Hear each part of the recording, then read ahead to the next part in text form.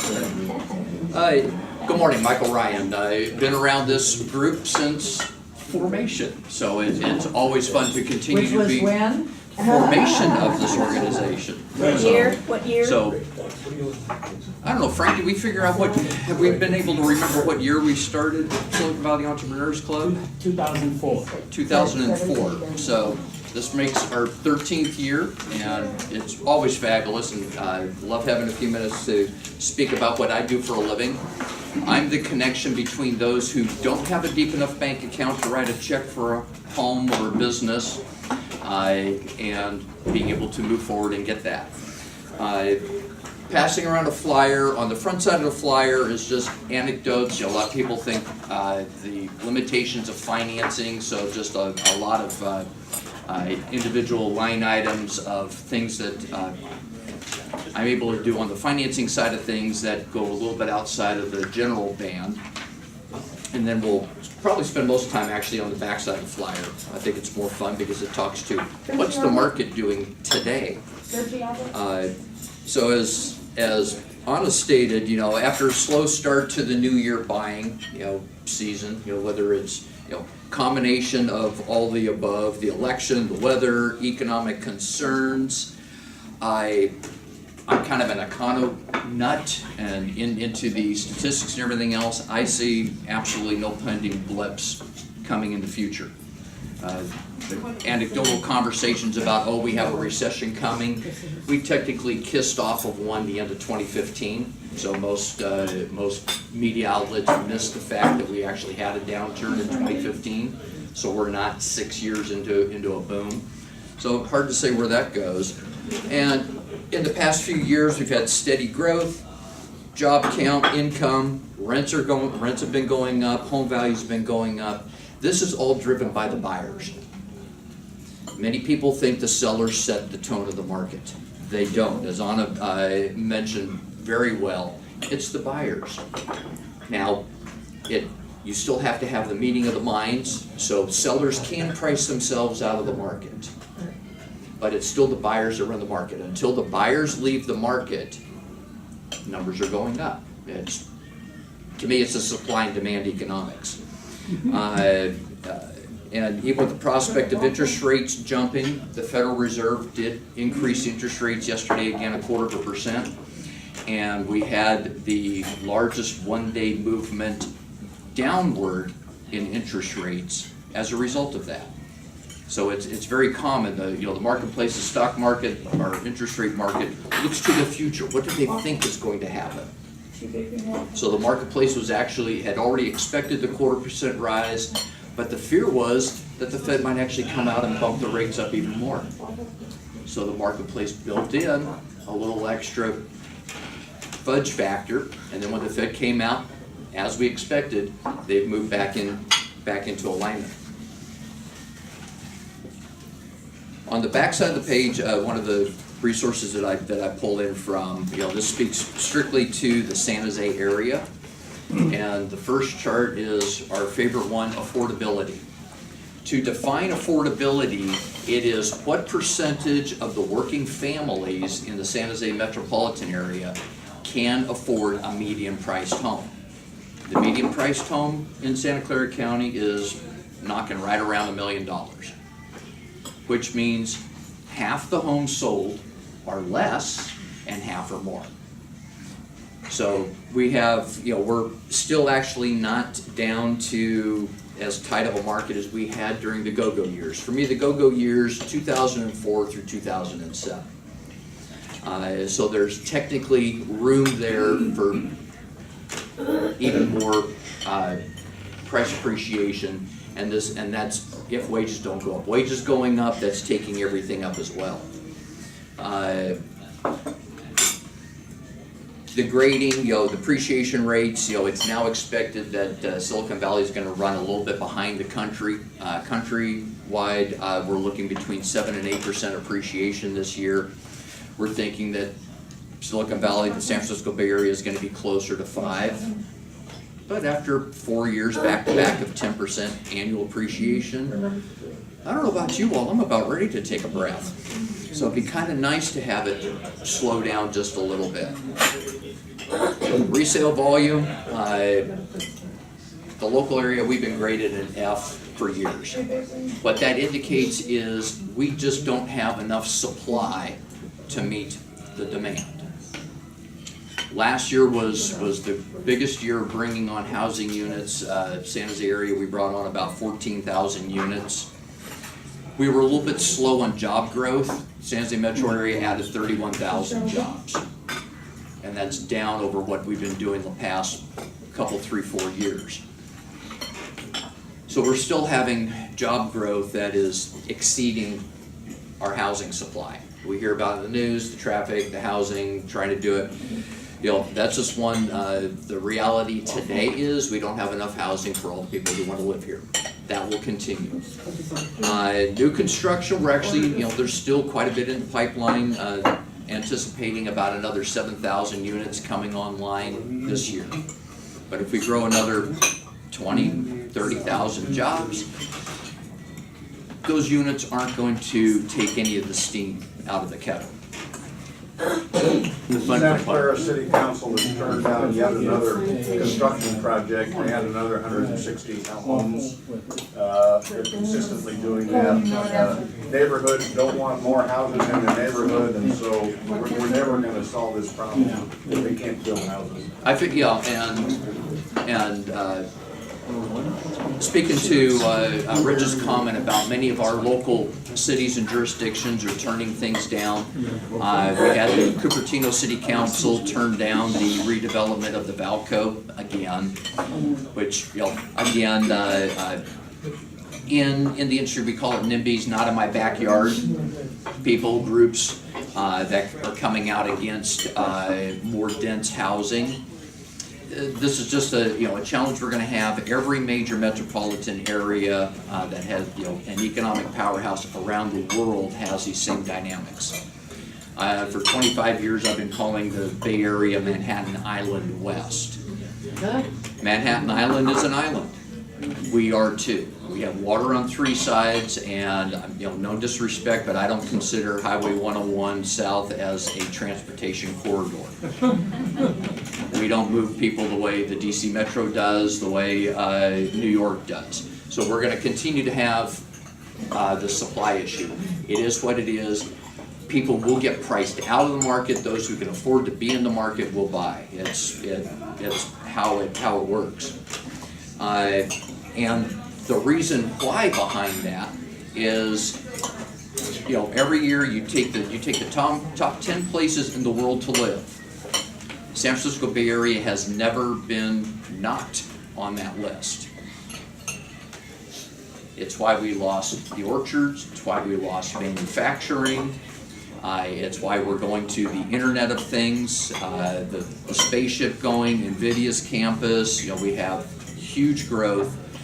Combination, we have the weather, we have the international access, 3 major airports, seaport, and we have the universities. We have 13 major universities in the San Francisco Bay Area.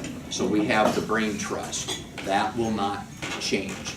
That's what a lot of other cities are trying to do with their version of Silicon Valley, Austin's version of Silicon Valley, the Golden Triangle, Raleigh-Durham, North Carolina area, Seattle. It's just, they don't quite they're not able to hit on all the marks. I think our weather's a little bit better than Austin, particularly in summertime. We don't need wetsuits. For those who have lived in Seattle, they have a little bit more rain than we do around here. We're freaking out over 30 inches of rain here, and they have that in a month. So what we have is the formation of the job growth. We have VC money coming in, the flow of capital, IPOs. An IPO happens, we're talking hundreds of millions of dollars that flow through Silicon Valley. It's the movement of money that creates the growth. So we're going to continue to have this. So a lot of the work that I do, loan-wise, is working with people to figure out how to prepare themselves. I don't have the pleasure of working. For some reason, I don't work with the people that are paying cash. You know, I don't know what that's like. You know, so I get to be the huckleberry that gets to work with people that are getting the financing done, how to structure that, how to finance that. So working with the buyers, trying to help keep the energy going, because it's, you know, are we buying property or are we not? You know, so that this marketplace does do a fairly good job very quickly filtering out those who were just kind of sort of thinking, way too much work. So we do have a lot of activity, and actually this year we have less available properties but more sales than this time last year, which is very interesting. Some of the people I talked with and everything else, it's, you know, we think, you know, the 5% appreciation. I'm really not going to be too surprised if we do pop off another year of 10%. Because some of the folks I follow, I'm blessed. A personal acquaintance of mine happens to be Doug Duncan, who's the chief economist with Fannie Mae. So I get to visit with him three times a year. Other economists, I'm generally tracking and trying to hang out with economists, because that's where the money's flowing. If the money stops, our real estate will take a break, because the money doesn't stop forever. We saw that, you know, 2008, 9, and 10, to where the money flow had, you know, a serious bump in the road. We still had a market. We had, you know, some market reset, because only those who were extremely well capitalized were able to do things. We're doing 10% down financing up to $2 million purchases again. But everybody still qualifies there. You know, it's noted that they're going to be able to make the payment. So that's where this time currently is different. Go-go years, we had, you know, ninja loans. No income, no job, no assets. Sure, I've got an 800 credit score, so you know I'll make the payment. That didn't work out too well for us. So we have a very good marketplace. I'm always happy to visit with people, talk with them. I'd love to have, you know, 30-minute initial kind of a consultative type conversation, figure out what you can do, and have a fabulous day. Thank you. Okay, so since our breakfast is so discombobulated this morning, I think we can take questions from both speakers, if that's okay. The city council is turning down building more housing. Then, of course, now supply is constrained, rents are skyrocket, and the city council figures the solution is rent control. We just won't let you charge enough rent rather than build more housing. It's ludicrous. It's, yeah. Everybody's trying to solve a non-solvable equation. Those who have been through our wonderful centers of higher learning and everything else hate it when a prof delivers one of those, because you know you're going to knock your head on the wall and not be able to solve it. We're going to muddle through. Prices will go up, people will move out of the area. One of my clients bringing on a 24-unit apartment building in Oakland. 15% of the applicants were from Oakland. The rest were not. We're seeing the same thing in Stockton. Stockton is now turning into the suburb both for San Francisco and Sacramento. They equally have people going both ways commuting. So it will, you know, it'll work out. It always has. We don't have enough supply. People move further out. They do different things. The corporations, you know, my hat's off to Google and Facebook and the big corporations who have just stepped in. We have a transportation system that isn't sufficient. They're stepping in. They're busing. They're taking thousands of cars off the road. The whole development east of 101, I think it's Bay Point and Mountain View, that area. They're paying for all the highway infrastructure. The corporations are paying for the new off-ramp to move all of this, because the state doesn't have the money, the counties and cities don't have the money. Our corporations are stepping up, and they're putting hundreds of millions of dollars in trying to help minimize what's going to be. So